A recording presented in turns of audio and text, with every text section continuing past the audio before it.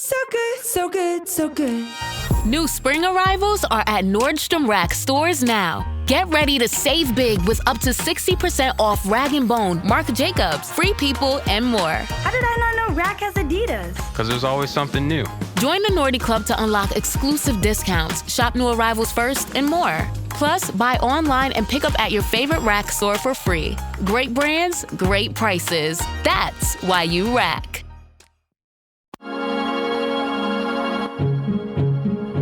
For the News and Observer, I'm Dawn Vaughan, your host for this episode of Under the Dome for the week of Monday, February 20th, 2023.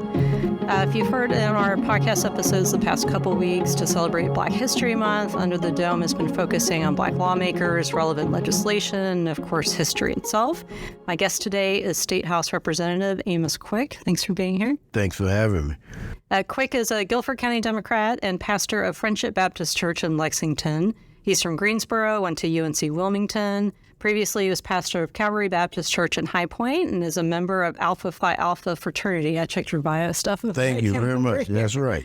And these are, you're a Saints fan. It's the same colors as That's right. That's right. Diehard Saints fan. And with history that you probably know, it was Martin Luther King's fraternity, too. Right. And the first African-American Greek letter organization. Okay. That's right. Well, let's start talking about history because of the timing of this month, and I know that you've served on the school board too, and then we'll move on to talk about your time here on the legislature. But Black History Month is something that's taught in school. Was it taught in school when you were growing up? How do you remember it being this separate additional thing to learn? Or was it even like that growing up? So it wasn't, even though I went to a majority Black high school, Dudley High School, the teachings there were of a curriculum that had some Black history, but there was no, definitive focus on Black history. It's kind of, you caught it in the mix of other things. The Black history that I learned was kind of self-learning and being interested in going out and finding out about it.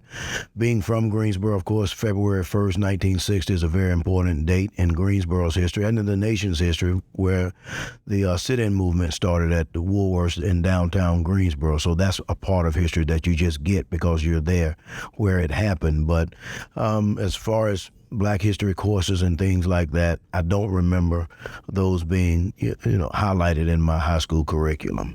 Do you remember as a kid, and you were born after Greensboro, right? I would think, yeah. Yes, right. That's right. Yeah, so was it kind of local history that at some point you realized was actually natural history, the significant civil rights movement history?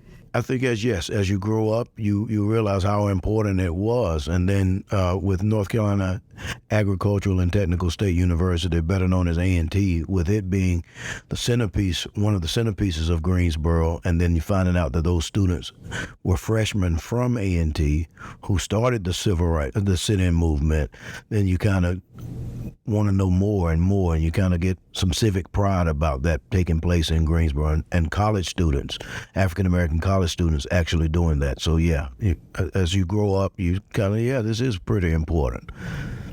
So when you graduated high school, you said you got to UNC Wilmington. What did you study there? Psychology, and I went to be a pharmacist, but when I sat in my first chemistry class, I realized I was not going to be a pharmacist because I just didn't. I'm not a math guy. And my experience at UNC Wilmington was overall a good experience, but there were only 700 African Americans at that time out of a population of 7,000 students. I was the president of the NAACP, the college chapter there. So the Wilmington 10, I got to meet Joe Wright, who was one of the Wilmington 10. He kind of took me under his wing. He's since passed.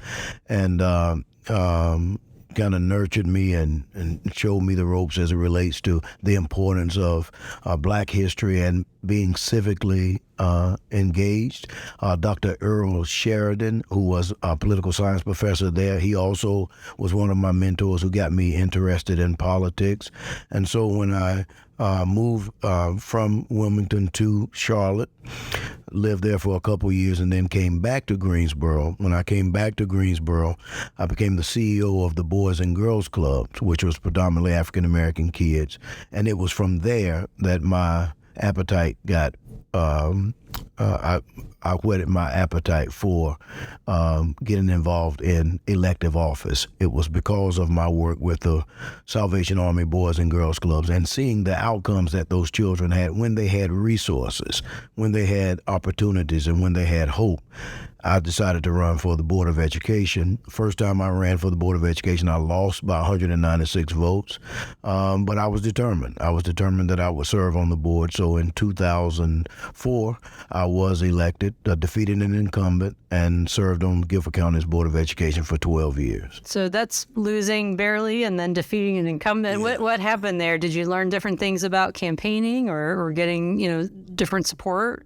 Sure. Yeah, I learned that you have to campaign. When I lost, I learned that you have to really, this has to be what you do. I thought that because I was known in the community that would just carry me over the finish line, but it did not. It brought me close, 196 votes. But then the second time I ran in 2004, I really understood what campaigning was about, what organizing a campaign was about. And if I really wanted to impact the change that I desired, that I really needed to take campaigning to another level, and was able to do that and win. What were the really big issues that were before the school board? You were served 3 terms, right? 3 4-year terms is what I served. The big issues were resource allocation. We were redistricting our school zones. And in fact, before I was elected to the school board, I served on the redistricting committee and found out how political it is where you draw a line for people's children to go to school. And that has some racial implications, that has some socioeconomic implications. And I discovered those things, and that was kind of another impetus for me to run for the Board of Education. But really to make sure that there was equity and resource allocation, to make sure that all students were given an opportunity to become responsible, productive citizens, and that they started out with a good, sound, basic education, which is what the North Carolina Constitution says they're supposed to have. You probably get different interaction with constituents, on the school board, than here at the legislature, or is it when you go back home, you hear from people, or how is that different versus, when there's 120 of you on the House floor versus a school board meeting where, the public comes every time, and has a lot more access to you? You've accurately portrayed it. It's a lot different in a lot of different ways. Number one, the impact is more immediate on the Board of Education because we're right there. We're making decisions for local community, and we're right there. Secondly, as you pointed out, the public has access to us. Every time we meet, the public can come in, and they did, and let us know what they thought about our opinions. And we found out that the ones who were upset were more likely to come and talk to us than ones who were happy.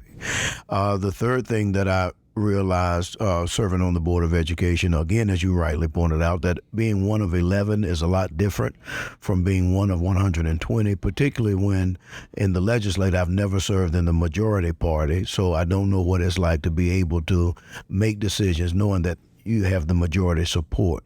The school board also, I really enjoyed and loved my time on the Board of Education because educating people's children is so important and impactful. But it's also very emotional for people. Things like, let's say, a snow day, something as simple as a snow day. You're never going to get a snow day right. 50% of the people think you should have taken them to school anyway, and the other 50% think that they shouldn't go. So it's an emotional when people give you their most cherished possession, I'll say, and that is their children. Emotions play a large part in it, and I think that's why we see nationwide school boards becoming battlegrounds now, because we've taken these other issues and put them on top of boards of education and things that, like critical race theory, that is not happening in any K through 12 school as we know, but the emotions of of what some would say trying to indoctrinate children make school boards a big battleground now, and that's always been the case, but now more so than ever. Well, let's talk more about that because, again, it's Black History Month and Black history being taught in schools. We're going to take a quick break and then talk a little bit more about that. And I also want to hear about how being a pastor influenced your work in the legislature. And then we'll have Headliner of the Week and Representative Quick's pick for his favorite thing in the legislative cafeteria. We'll be right back. Score more with the college-branded Venmo debit card and earn up to 5% cash back with Venmo Stash. Got paid back? With the Venmo debit card, you can instantly access your balance and spend on what you want, like game day snacks, gear, tickets, and more. The more you do, the more cash back you can earn. Plus, there's no monthly fee or minimum balance. Sign up now at Venmo.com/collegecard. The Venmo MasterCard is issued by the Bancorp Bank N.A. Select schools available. Venmo Stash terms and exclusions apply at venmo.me/stash terms. Max $100 cash back per month. You're listening to Under the Dome. I'm News and Observer Politics reporter Dawn Vaughan, here with North Carolina House member Amos Quick, representative from Guilford County. Before the break, we were talking about education during his time on the school board. And because it's Black History Month, I want to talk a little bit more about how Black history is taught in schools and a bill that I had talked to you about a couple of years ago when it went through the House that both Speaker Moore said that he plans on bringing back. It was vetoed by Governor Cooper, and Senate Leader Burgers also indicated that he would like to see something like that again.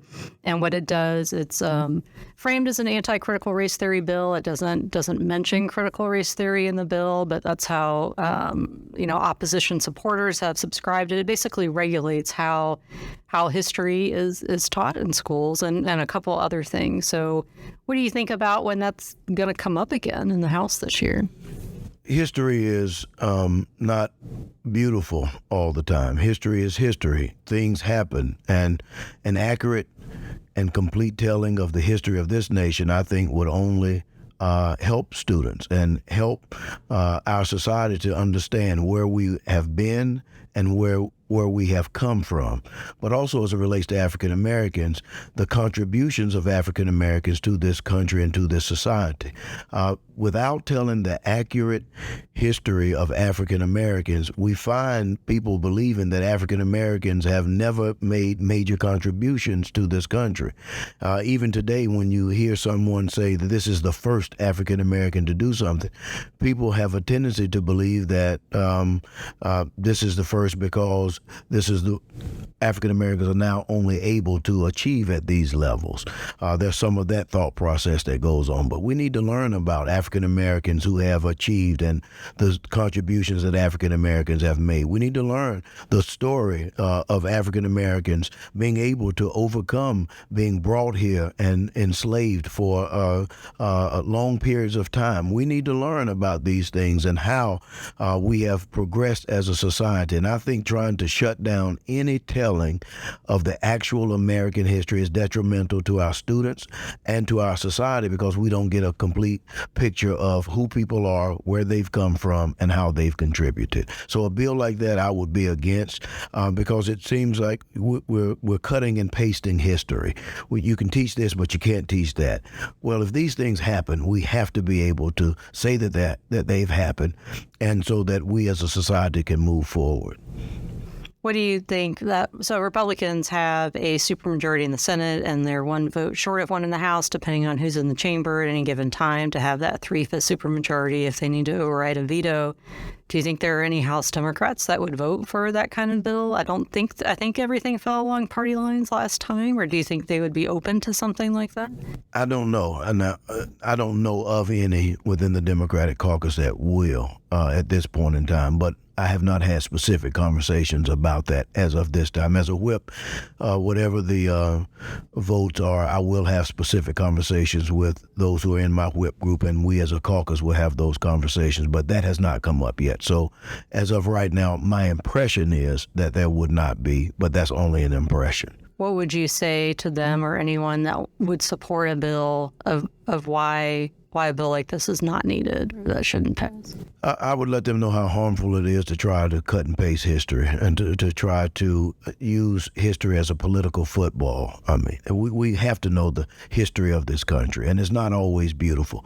And America is the greatest country that God is allowed to come up on earth. I agree, and I think everyone will agree with that. That's why people try to get here and risk their lives to come to America because of the greatness of America. But in order to be this great, we've had to overcome some things, and we still have things that we have to overcome. And there's nothing wrong with sharing that story. How did you, you're a pastor, how did you end up becoming clergy? Well, it's a calling. It is most definitely a calling. My grandmother, who's since passed when I was a kid, used to say that she could see it in me. That I would be a pastor, and I did not agree with that at all and fought it, but it is definitely a call, and I was called into the pastoral ministry.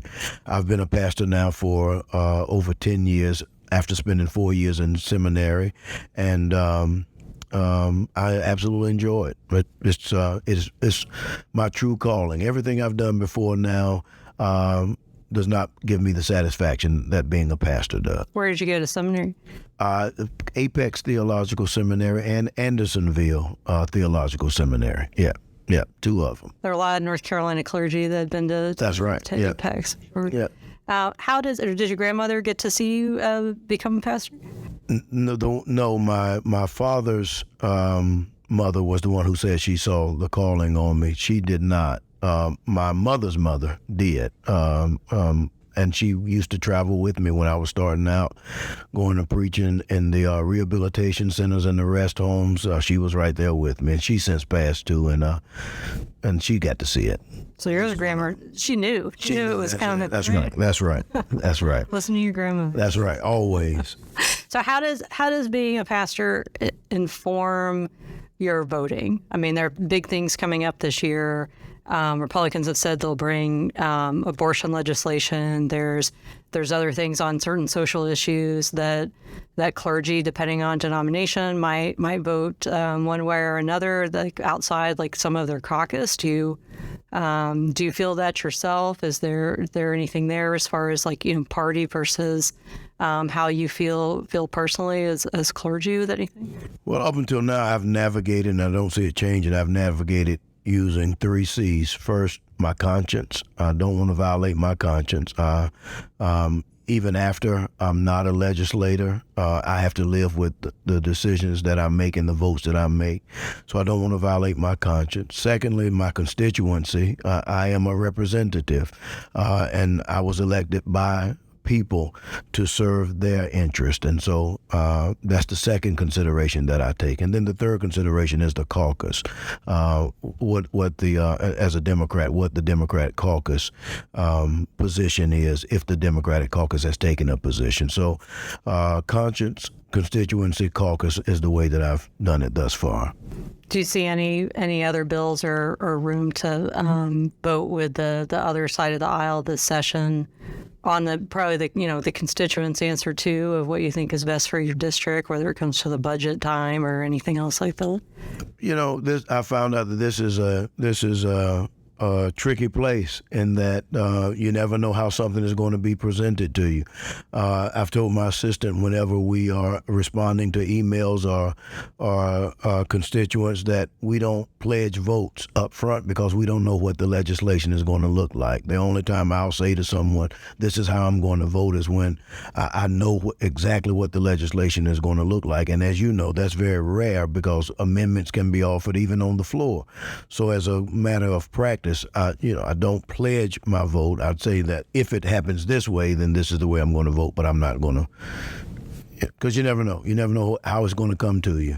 That's kind of what makes covering the legislature fun. It's right. It's stressful. That's right. That's right. That's right. You never know. All right. Well, let's move to something lighter about the legislative building, the legislative office building, and that's the food here. Right. I started asking new lawmakers on the podcast what their favorite go-to item is.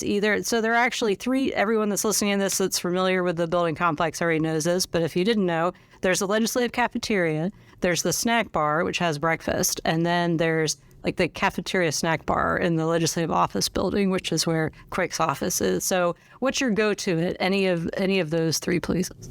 Guaranteed. I go to the snack bar over in the Legislative Building, not this building. And when I walk in, they start making BLT for me. BLT every time. Every time I go in there, I'm getting a BLT every single time. I think last week I went in, I had a cold, and I went in to get a ginger ale, and the guy was getting the bread ready for me. And I was like, no, I just want a ginger ale right now. So my go-to is BLT every time. That's good. I haven't had it. I had the bacon in the snack bar this morning. That's pretty good. So is it the bacon that makes the BLT? It makes, yes. The way they make it is on wheat, absolutely delicious. All right. Y'all heard Representative Quick's recommendation. All right. Let's go with our picks for headliner of the week. Representative Quick, who or what is your headliner of the week? I think Medicaid expansion, the fact that we've gotten, I think I can see the finish line from now and hadn't been able to see it before. This is my fourth term, and I've always supported expanding Medicaid, but now there's some energy around the building about the fact that this is going to officially happen. So I'm excited about that and think that's going to be the headliner of the week. It's been what we've been talking about. For sure. Headliner of the past couple of years. That's right. There we go. Next few years. Right. Let's hope we get it across the finish line. That's right. That's right. All right. My headliner is also something that happened in the House this week.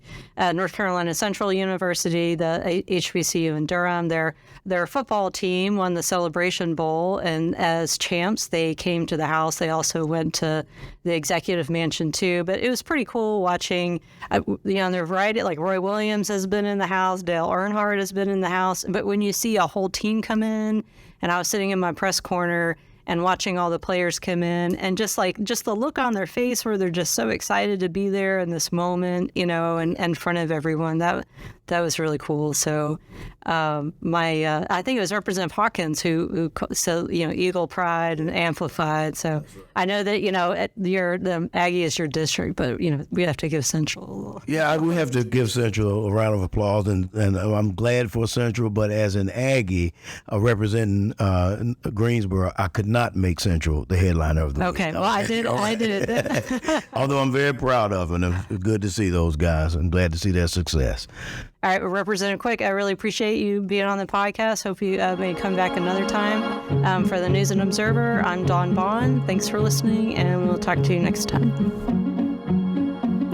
For more from our politics team, subscribe to the News and Observer at newsobserver.com/subscribe. Follow us on Twitter at Under the Dome and NC Insider, and sign up for our weekly political newsletter, also called Under the Dome, at newsobserver.com/newsletters. Thanks for listening.